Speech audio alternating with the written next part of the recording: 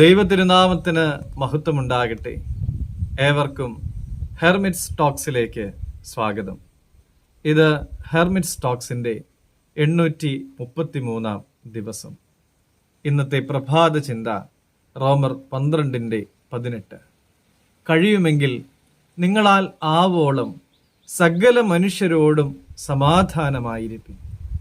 ബുദ്ധിപരവും പ്രായോഗികവുമായ ഒരു തന്ത്രമാണ് ഒരു ആഫ്രിക്കൻ രാജ്യം അന്താരാഷ്ട്ര തലത്തിൽ പ്രാവർത്തികമാക്കിയത്. ചുറ്റുമുള്ള രാജ്യങ്ങളെയെല്ലാം സുഹൃത്തുക്കളാക്കി മാറ്റുക.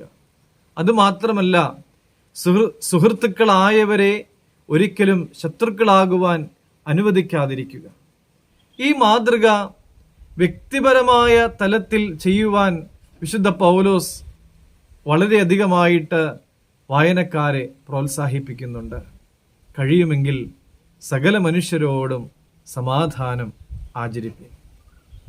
കുടുംബ ബന്ധങ്ങളിലും അയൽ ബന്ധങ്ങളിലും സമൂഹ ബന്ധങ്ങളിലും ജോലി ചെയ്യുന്നിടത്തും നാം എവിടെയൊക്കെ ആയിരിക്കുന്നുവോ അവിടെയെല്ലാം എല്ലാവരോടും സമാധാനമായിരിക്കുവാനായിട്ട് നമുക്ക് സാധിക്കണം.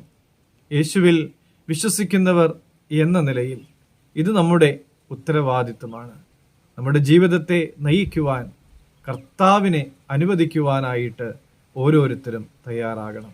അങ്ങനെ വരുമ്പോൾ സുഹൃത്തുക്കളോടും ശത്രുക്കളോടും ഇഷ്ടക്കാരോടും അനിഷ്ടക്കാരോടും ഒക്കെ ഒരുപോലെ സമാധാനം ആചരിക്കുവാനായിട്ട് നമുക്ക് സാധിക്കും.